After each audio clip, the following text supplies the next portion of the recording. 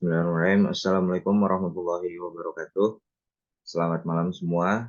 Yang saya hormati Ibu Dewi Agustin Pratamasari ME MSM serta teman-teman semua yang saya cintai dan saya banggakan.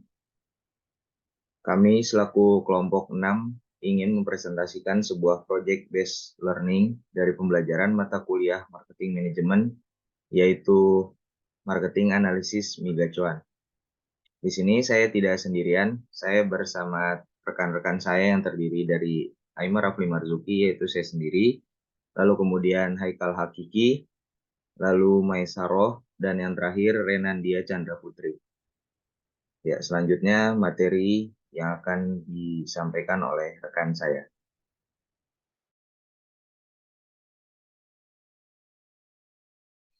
Ya, oke. Saya Maisaroh.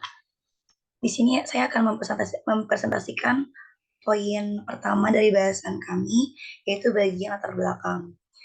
Nah, latar belakang pemilihan brand Miga Cuan sebagai project based learning kami yaitu karena beberapa tahun belakangan ini bisnis pada bidang makanan mempunyai kecenderungan yang terus meningkat setiap tahunnya, baik dilihat dari segi kuantitas maupun kualitasnya. Faktanya bisa dilihat pada kenyataan bahwa makanan merupakan kebutuhan pokok yang harus dipenuhi oleh kita sebagai manusia. Nah, seperti teori hierarki kebutuhan yang dikemukakan oleh Abraham Maslow, bahwa setiap manusia memiliki 5 kebutuhan dasar, yaitu kebutuhan fisiologis, keamanan, cinta, harga diri, dan aktualisasi diri. Nah, yang termasuk kebutuhan fisiologi ini jadi kebutuhan primer yang harus dipenuhi untuk manusia bisa bertahan hidup. Selain makan, tentu yang terdapat tinggal. Jadi ada sandang, pangan, dan papan. Nah, kebutuhan fisiologis ini menjadi kebutuhan yang paling mendasar gitu dari hierarki Maslow, di mana seseorang individu ini tidak mungkin bisa untuk memenuhi kebutuhan tingkat selanjutnya apabila mereka belum bisa memenuhi kebutuhan fisiologi mereka. Nah, dalam memenuhi kebutuhannya, manusia itu harus menyesuaikan diri juga sama prioritas yang ada. Permintaan pangan yang terus-menerus meningkat dikarenakan kebutuhan dasar dari manusia ini berimbas kepada peningkatan penawaran dari makanan. Hal ini sesuai sama supply and demand law yang berlaku, yaitu di mana tren suatu jenis makanan pedas mempengaruhi permintaan konsumen terhadap produk makanan tertentu. Jadi ketika permintaan jumlah makanan pedas banyak, si perusahaan yang posisinya sebagai produsen ini akan menurunkan harga dan menambah jumlah produknya. Oleh karena itulah bisnis di bidang makanan ini selalu meningkat dan berkembang setiap tahunnya. Nah, dengan perpaduan sentuhan kreativitas dan juga inovasi, mie dengan cita rasa pedas menjadi terobosan terbaru di bidang usaha kuliner, sehingga terciptalah Mie Gacoan dengan berbagai menunya. Nah, seperti yang terketahui kalau belakangan itu persaingan usaha kuliner khususnya produk mie bercita rasa pedas di Indonesia semakin meningkat sehingga menimbulkan persaingan pasar yang membuat si pemilik usaha harus semakin jeli dalam meningkatkan kualitas dan menciptakan inovasi dari produk yang mereka jual. Tentunya hal ini bertujuan untuk menjaga loyalitas konsumen terhadap produk yang mereka tawarkan. Dan keberhasilan suatu usaha juga bisa dilihat dari bagaimana usaha tersebut mampu untuk memasarkan produk yang berkualitas dengan harga yang terjangkau sehingga membuat konsumen berniat dan tertarik gitu ya buat melakukan pembelian produk yang mereka tawarkan. Nah, di sini Mie Gacoan hadir dengan menawarkan produk makanan mie dengan berbagai macam level kepedasan yang bisa dipilih sesuai sama namanya dan juga dilengkapi dengan berbagai macam minuman yang sangat unik nama-namanya, terus juga dibungkus sama harga-harga yang sangat sangat terjangkau, juga ditambah lagi sama banyak promo potongan harga melalui pembelian aplikasi mobile kayak Shopee Food, GoFood, dan juga GrabFood. Mie Gacoan juga bisa dijadikan tempat rekomendasi yang pas gitu buat para pelajar sama mahasiswa kayak kita yang bisa sekalian ngumpul juga sambil ngerjain tugas bareng-bareng. Dan dengan tempat yang cukup atraktif dan juga berbagai fasilitas yang cukup komplit kayak wifi, musik terbaru, terminal kuningan, dan suasana yang adem ini menambah daya tarik Mie Gacoan di mata kami sebagai peneliti untuk melakukan penelitian lebih lanjut mengenai bagaimana sih strategi pemasaran dari dari produk mie gacoan sampai bisa menjadi restoran mie pedas yang berkembang cukup pesat, padahal cuma dalam kurun waktu yang beberapa tahun aja. Dan juga bagaimana produk mie gacoan bisa merubah perilaku konsumennya.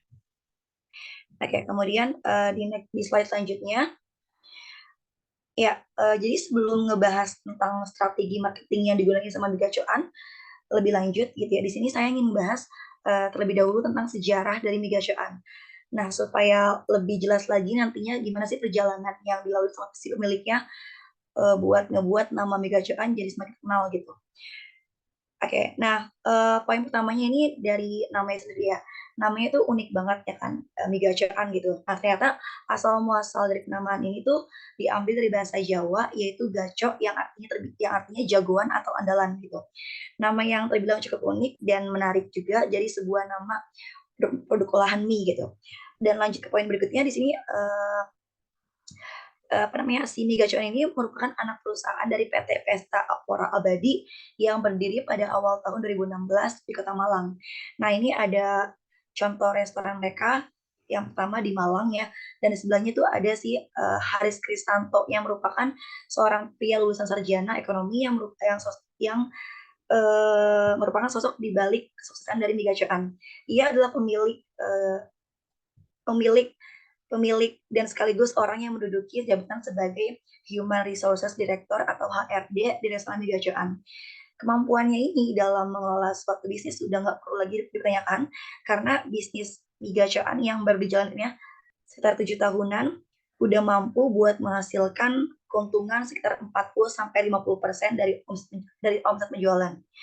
Ini tentu pencapaian yang cukup besar ya, mengingat persaingan di bisnis restoran mie seperti ini terbilang cukup ketat gitu. Bisnis yang awalnya cuma dibangun di Kota Malang ini terbilang berkembang dengan sangat pesat karena hanya dalam beberapa tahun aja nih ya, mie gacoan ini udah melakukan ekspansi ke berbagai kota besar lainnya seperti Bandung, Surabaya, Yogyakarta, Solo, Medan, Jakarta juga termasuk dan yang lainnya. Dan untuk mengembangkan bisnisnya, Haris juga membuat mie gacoan hadir di berbagai platform pengantaran makanan online yang belakangan ini sangat banyak digandrungi oleh masyarakat di perkotaan. Yang kayak saya sebutkan tadi ada si Shopee Food, GoFood, sama GrabFood gitu ya.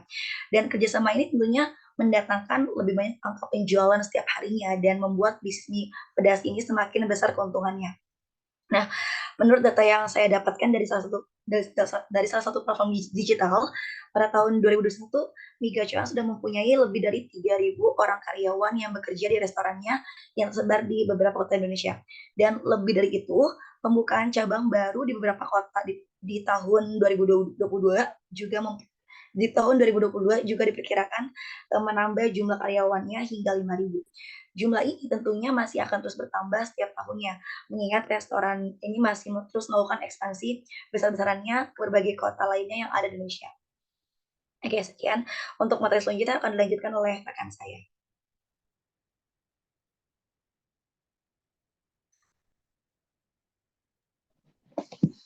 Baik, saya Renandia Chandra Putri akan memaparkan mengenai analisis SWOT dari perusahaan mie gacoan ini. Apa sih analisis SWOT ini? SWOT ini juga terdiri dari strength atau kekuatan, weakness, kelemahan, opportunities adalah peluang atau kesempatan, dan threat atau ancaman. Nah, yang akan dibahas pertama ini adalah strength. Mie gacoan ini memiliki kekuatan dari produk yang viral dan unik gitu, sebagai pemicu rasa penasaran konsumen. Lalu yang kedua ada menu yang variatif, dan variatif di sini tuh terbilang dari level kepedasannya yang bisa masuk gitu di kalangan manapun yang ingin memilih level berapa gitu yang dia ingin. Yang ketiga ada merek yang kuat. Mie gacoan ini juga berhasil membangun merek yang kuat sehingga dikenal oleh pasar mie instan. Lalu yang terakhir ada kualitas bahan baku yang tinggi, di mana mie gacoan ini memiliki kualitas, dia memiliki kekuatan dari kualitas bahan bakunya yang tinggi, sehingga membuat kualitas bahan bakunya itu tetap konsisten dan selalu memberi kepuasan bagi konsumen. Lalu yang kedua ada weakness atau kelemahan.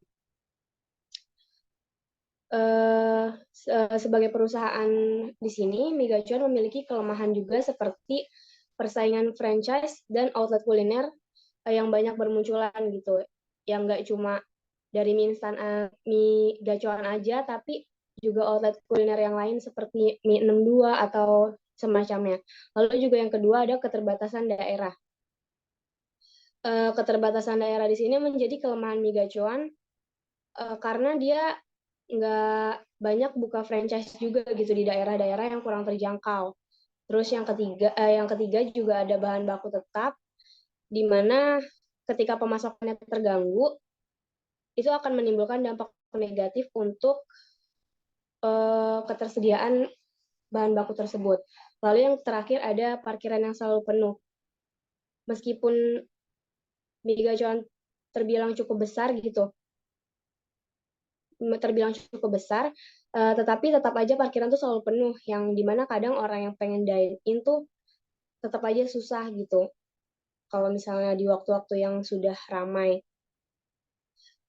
Nah, lalu ada juga opportunities atau kesempatan, di mana mie gacuan ini memiliki peningkatan penjualan untuk mie instan gitu.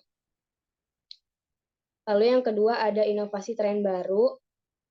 Mie gacuan juga berkesempatan untuk meningkatkan inovasi tren seperti tren makanan sehat atau juga frozen food, di mana frozen food ini kan bisa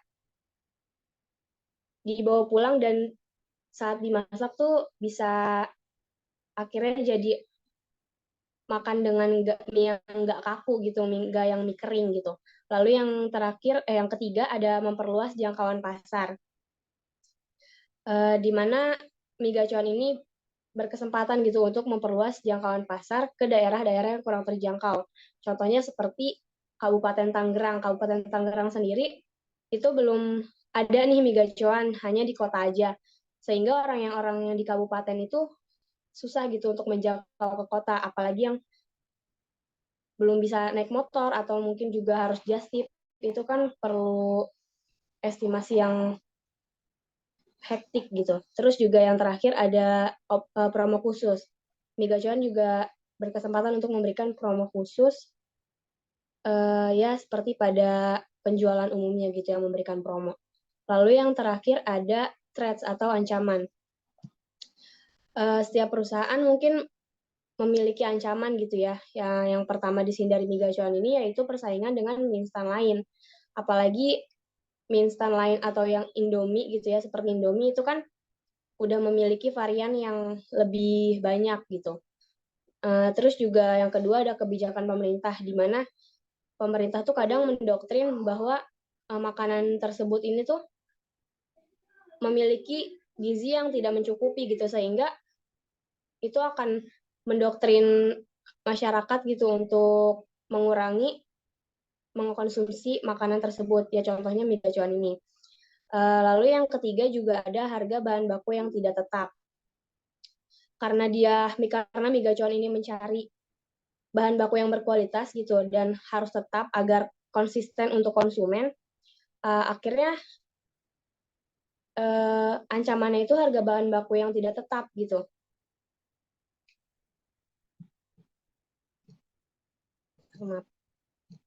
Nah gitu, jadi harga bahan baku yang tidak tetap itu bisa menurunkan profit gitu, yang tadinya misalnya di minggu awal itu bahan baku yang seperti terigu atau bahan bakunya lah contohnya misalnya harganya 3.000, terus di minggu kedua itu jadi 5.000. Itu kan bisa mempengaruhi profitnya gitu.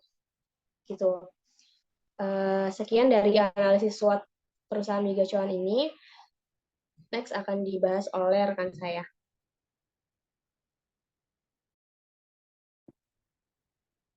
Ya, hai Kak Hakiki. Di sini saya akan menjelaskan tentang analisis STP. Analisis STP merupakan langkah penting dalam strategi pemasaran perusahaan. Analisis STP membantu perusahaan untuk memahami konsumen, menentukan target pasar, serta membedakan diri dari pesaing. Dengan melakukan analisis STP, perusahaan dapat tetap relevan dengan pasar yang terus berubah dan mencapai keberhasilan jangka panjang dalam upaya pemasaran mereka. Analisis STP itu terbagi menjadi 3. Yang pertama itu ada segmentasi, yang kedua targeting, lalu yang terakhir adalah positioning. Oke, boleh di next.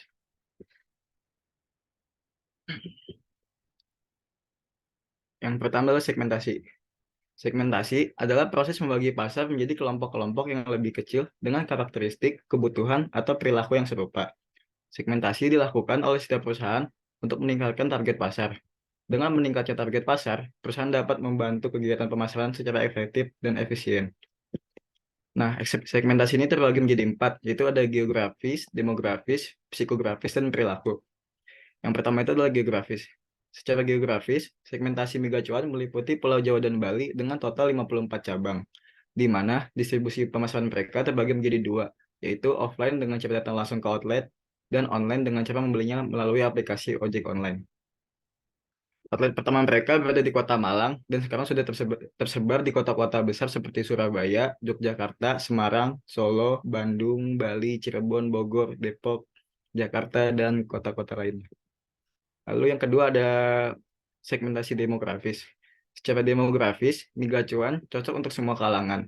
Dengan harga yang affordable dan rasa yang enak, membuat mie gacuan sangat diminati oleh masyarakat Indonesia, terutama oleh remaja dan mahasiswa. Lalu yang ketiga ada segmentasi psikografis.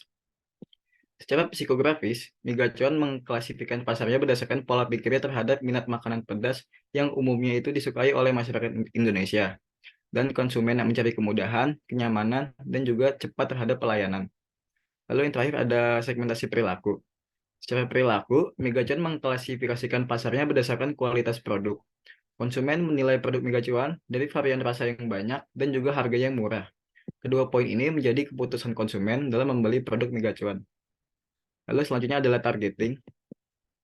Targeting secara umum mengacu pada proses memilih argumen segmen pasar atau kelompok konsumen yang menjadi fokus utama perusahaan dalam upaya pemasaran mereka. Hal ini melibatkan identifikasi dan penentuan segmen pasar yang paling menarik dan relevan untuk memaksimalkan keberhasilan pemasaran. Menurut Michael Porter, targeting merupakan kegiatan mengidentifikasi segmen pasar yang paling menarik dan memilih posisi kompetitif yang berbeda untuk memenuhi kebutuhan segmen tersebut. Mie gacuan menargetkan produknya pada semua kalangan, terutama mahasiswa dan remaja. Produk mereka yang memiliki rasa pedas serta banyaknya varian makanan pendamping yang lezat adalah salah satu alasan kenapa mereka sangat laku di kalangan mahasiswa maupun remaja. Harga yang murah dan terjangkau juga merupakan salah satu alasan dibalik suksesnya mie gacuan. Lalu selanjutnya ada positioning. Positioning secara umum mengacu pada cara perusahaan menciptakan persepsi unik dan bernilai di benak konsumen tentang produk atau merek mereka dalam hubungan dengan pesaingnya. Hal ini melibatkan penyampaian pesan yang konsisten dan diferensiasi yang mengarahkan cara konsumen memandang dan memahami produk atau merek tertentu dalam konteks pasar yang lebih luas. Mie gacuan ini memposisikan brandnya sebagai tempat makan atau kafe nongkrong yang asik dan santai. Mie gacoan juga memberikan kualitas rasa yang enak, serta pelayanan yang ramah dengan harga yang terjangkau yang dapat dinikmati oleh semua kalangan masyarakat. Oke, sekian analisis STP dari saya. Selanjutnya akan dibawa oleh teman saya.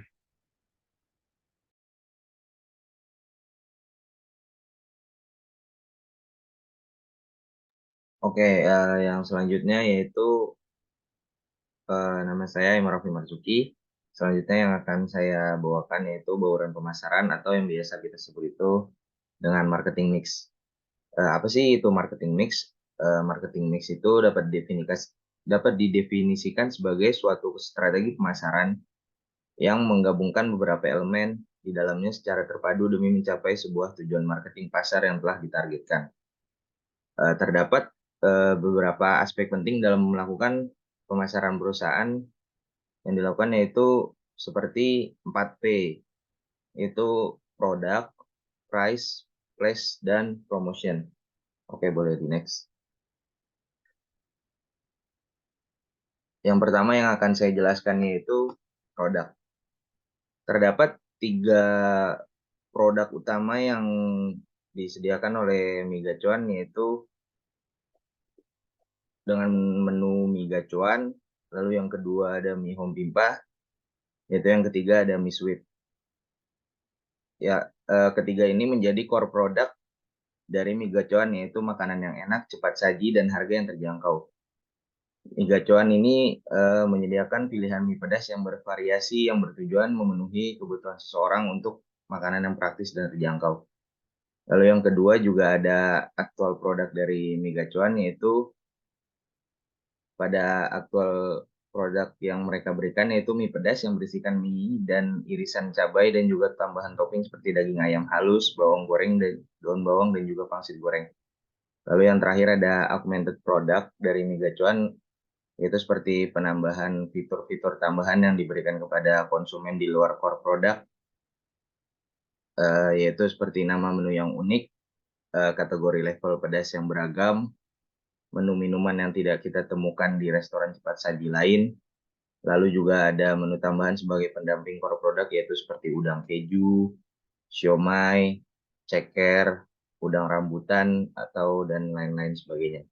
Juga bahkan hadirnya diskon atau promo yang diberikan kepada konsumen yang memesan Mie Gacuan lewat online delivery apps seperti Shopee Food, GoFood, ataupun GrabFood, yaitu yang bertujuan agar memberikan kepuasan serta nilai tambah dari Mie Gacuan terhadap pelanggan. Oke, boleh di next. Lalu yang kedua ada price. Price yaitu harga. Ya, di sini terdapat tabel dari daftar menu dan harga Mie Gacuan, yaitu dari menu makanan. Kita lihat nama produk seperti mie home pimpa, yaitu level pedasnya 1-8 dengan harga 11.000. Lalu ada mie sweet, yaitu mie yang tidak pedas dengan harga 11.000. Lalu Mie Gacuan ini level pedasnya dari 0-8, yaitu dengan harga 11.000. Lalu ada udang rambutan seharga 9.100, udang keju juga seharga 9.100, lalu siomay seharga 9.100, lumpia udang 9.100, lalu ceker juga seharga 9.100, dan yang terakhir pangsit goreng 9.100. Lalu terdapat juga menu minuman yang tidak kalah unik namanya, yaitu seperti es gobak sodor seharga 9.100. Lalu kemudian ada es teklek dengan harga 5.900. Lalu ada es petak umpet dengan seharga 9.100. Ada es luku batok harga 5.900. Lalu ada Milo 8.200. Jus jeruk dengan harga 5.000. Lemon tea dengan harga 5.900. Vanilla latte juga dengan harga 8.200. Lalu ada air mineral 4.100. Teh tarik 6.400, dan yang terakhir ada iced tea dengan harga 4.100.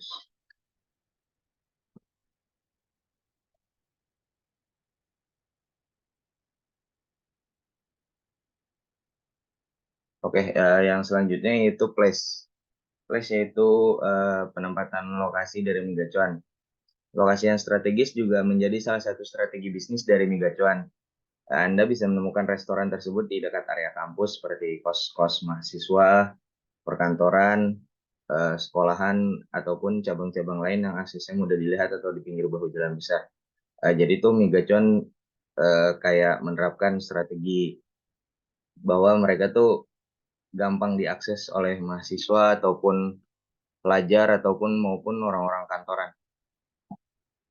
Tak hanya itu, restorannya pun juga menyediakan tempat yang nyaman. Selain lokasinya yang strategis, mereka juga menyediakan fasilitas yang biasa dipakai oleh pengunjungnya seperti wifi, colokan listrik, hingga musik-musik yang dipasang untuk biar nggak bosen aja gitu di selama mereka makan.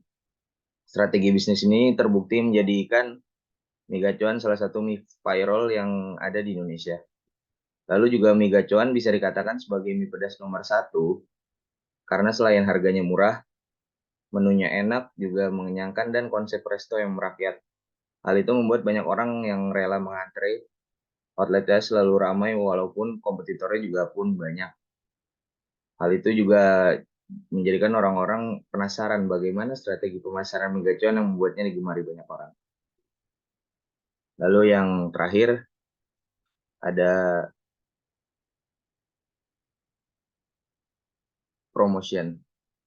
Ya, promotion dari Mie Gacuan itu yang pertama ada smart branding. Target pasarnya adalah kalangan pelajar, mahasiswa, dan juga masyarakat umum.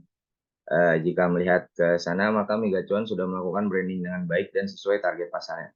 Hal tersebut mulai dari logo, nama, sampai setting place yang seragam di tiap-tiap outlet. Branding tersebut membuat Migacuan berhasil ada di top of mind pembeli dan sukses menanamkan brand image yang bagus dibanding kompetitor. Lalu yang kedua ada product cost cross subsidization. Product cost cross subsidization ini adalah adanya kekurangan biaya di salah satu produk, kemudian ada kelebihan biaya di produk lain. Jadi ibaratkan kayak saling menutupi. Strategi ini disebut subsidi silang. Biayanya dialokasikan merata. Jadi rata-rata secara umum ke beragam produk tanpa mempertimbangkan jumlah sumber daya yang dipakai di tiap produk. Tiap outlet Migacuan mempunyai cost produk berbeda-beda karena menyesuaikan nilai pasar di daerah tersebut. Tapi harga yang ditawarkan sama di semua outletnya. Lalu yang ketiga ada substitute brand yang sedikit. Para kompetitor yang bergelut di brand mie pedas jadi lebih sedikit karena kalah bersaing dengan Migacuan. Dan hal itu membuat Migacuan tetap diminati dan menjadi top of mind di pikiran masyarakat walaupun harus rela mengantri panjang. Lalu yang terakhir, marketing FOMO. Strategi pemasaran Migacuan yang terakhir adalah menggunakan strategi psikologi marketing FOMO. FOMO itu artinya fear of missing out. Itu seperti takut atau gelisah jika ketinggalan aktivitas tertentu. Contoh kasusnya seperti kalau kalian selalu ngelewatin outlet Migacuan nih, pasti selalu ramai dengan antrian yang panjang. Migacuan ini terus membuka cabang di berbagai hal dan hal itu semakin membuat kalian tuh penasaran apakah rasa outlet yang sama di tempat A ataupun tempat B. Nah, akhirnya kan jadi muncul rasa datang pengen nyoba ke tempat outlet yang baru itu. Nah, rasa penasaran tersebut itu eh, jadinya timbullah strategi psikologi marketing yang disebut FOMO.